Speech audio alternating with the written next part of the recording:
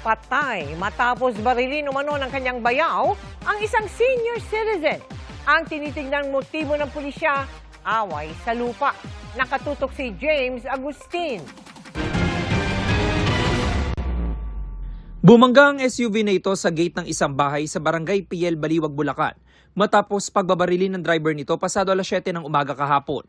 Dead on the spot ang 80 anyo sa lalaking biktima na residente ng San Luis, Pampanga. Siya po ay nanggaling sa isang tindahan kung saan po siya ay regular na bumibili ng pandesal at nung oras na yon siya na ay pauwi. May tama siya ng baril sa dibdib, 2 at sa ulo, 2 din. Bali 4 na kanyang kinasawi. Bago ang insidente, nahagip sa CCTV ang isang lalaki nakasakay sa motorsiklo, nakasuot ng jacket at face mask. Ilang saglit pa bumalik siya. Pagpasok ulit sa kalsada, halos kasunod na niya ang SUV ng biktima. Hindi nakunan ng aktwal na pamamaril. Ayon sa pulisya, ang lalaki nakasakay sa motorsiklo ang sospek. Nahagip sa CCTV ang pagtakas niya. Makalipas ang ilang oras na aresto ng pulisya ang sospek sa kanyang bahay sa San Luis, Pampanga. Ayon sa pulisya, bayaw ng biktima ang 61 anyos na sospek. Nabawi sa kanyang damit at sinakyang motorsiklo. Nakuha rin ng isang baril na kargado ng mga bala. Walang maipakitang dokumento ang sospek.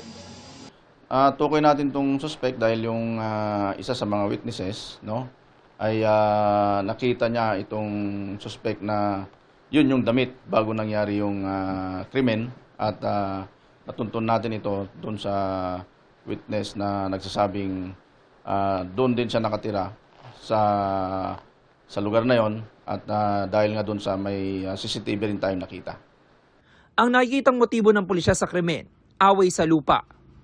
Mana nila at ito nga yung sakahan na kung saan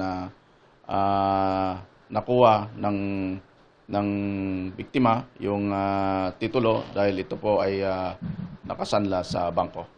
At hindi nila ito pinalam sa mga kapatid at sila na yung namamahala at umaani sa sakahan na kanilang natubos.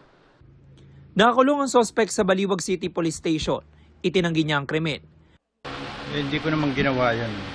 Kaya sa totoo lang, tamang may gustong gawin ako ron, pero meron taong unang nakakuan doon. Yun lang. Kaugnay naman sa nakuhang baril sa kanya. May nakuha. Kanino yung baril? Hiram lang din yun.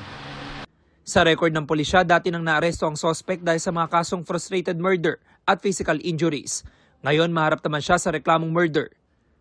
James Agustin, Nakatutok, 24 Oras.